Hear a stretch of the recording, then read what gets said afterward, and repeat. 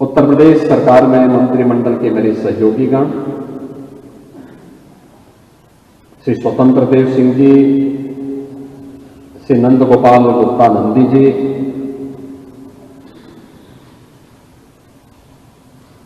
महापौर प्रयागराज श्री गणेश केसरवानी जी, माननीय सांसद श्री प्रवीण पटेल जी, विधान परिषद के हमारे माननीय सदस्यगण श्री सिद्धार्थनाथ सिंह जी, पीयूष रंजन निषाद जी, हर्षवर्धन वाजपेयी जी,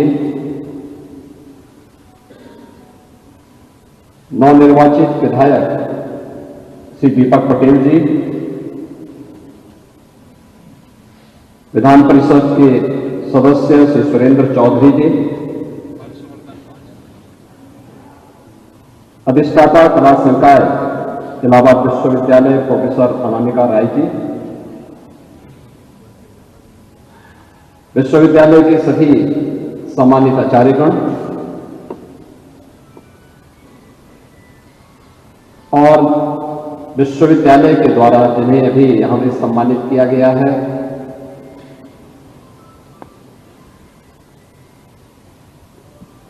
हिंदी जगत में जिन्होंने अपनी लेखनी के माध्यम से अपना एक अलग स्थान बनाया है, ऐसे डॉक्टर कुमार विश्वास जी और उपाधि प्राप्त करने वाले सभी मेरे प्रिय युवा साथी, छात्र छात्राएं,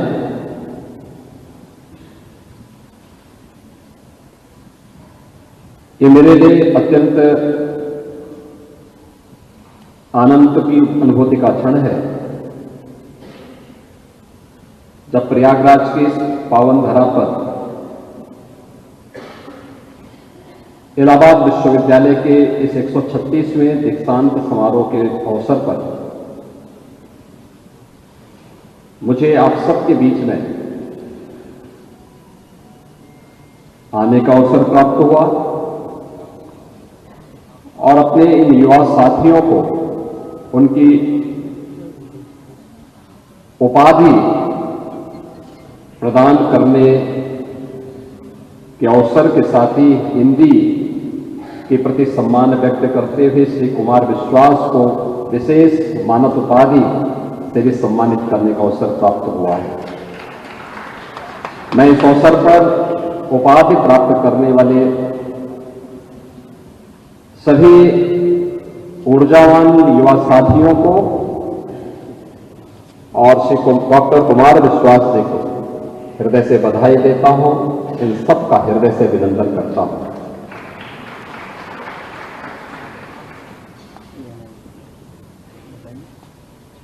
इलाहाबाद विश्वविद्यालय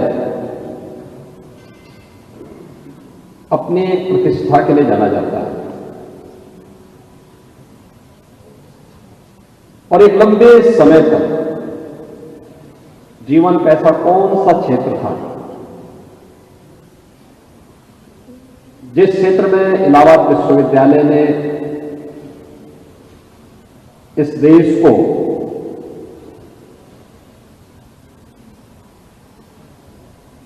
उच्चतम स्तर से लेकर के जीवन के विभिन्न स्तरों पर कार्य करने के लिए एक ऊर्जावान पीढ़ी न प्रदान की हो। सार्वजनिक जीवन में सेवा का क्षेत्र हो, साहित्य का क्षेत्र रहा हो,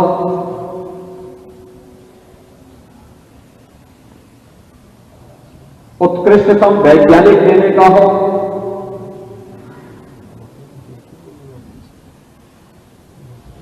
देश की न्यायिक सेवाओं में उच्चतम न्यायालय से लेकर के जनपद न्यायालय के न्यायिक अधिकारियों की एक लंबी श्रृंखला देने का कार्य रहा हो, कोई भी ऐसा क्षेत्र नहीं था जिसमें एक समय, चाहे वह प्रशासन का हो, जिसमें ग्रैंड मजिस्ट्रेट से लेकर के कैबिनेट सेक्रेटरी तक प्रतिनिधित्व इलाहाबाद विश्वविद्यालय करता हुआ दिखाई देता है। लेकिन समय की गति होती है, और जैसे कि यहां के कुलपति जी ने अपने प्रारंभिक उद्बोधन में इस बात का उल्लेख किया,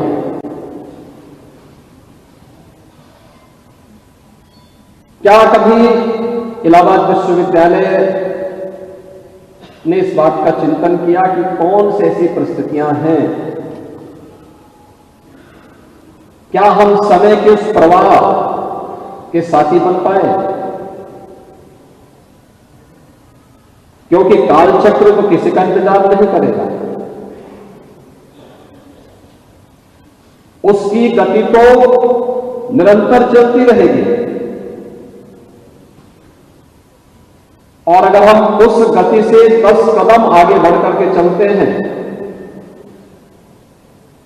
तो समाज, देश और दुनिया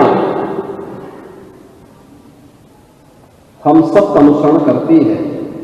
और अगर हम उससे पीछे हैं तो हमें पिछलग्गू होने के लिए मजबूर होना पड़ता है। ये व्यक्ति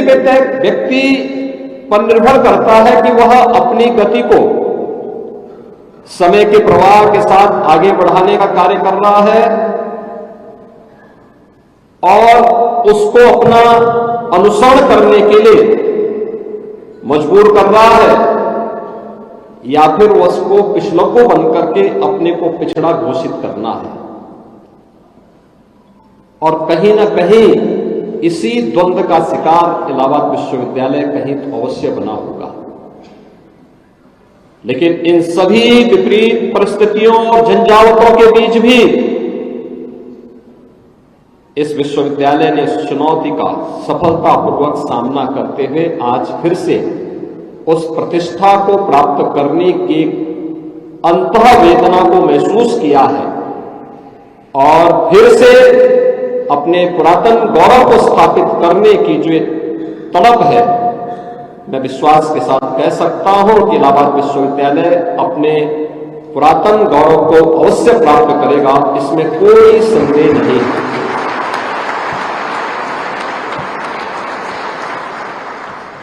मैं यहां पे कुछ बातें देख रहा था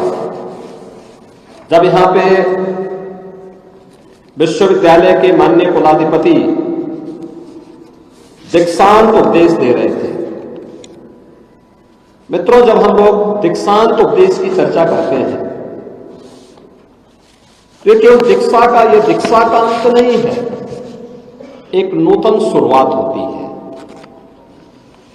और ये नूतन शुरुआत एक नए जीवन में प्रवेश करने की। और ये पहली बार नहीं है। हमारा देश तो भारत है, इसका मतलब ही है ज्ञान में रत रहने वाला देश। ये प्रयागराज है, दुनिया की सबसे प्राचीन गुरुकुल इसी प्रयागराज में महर्षि भारद्वाज के द्वारा स्थापित की गई थी।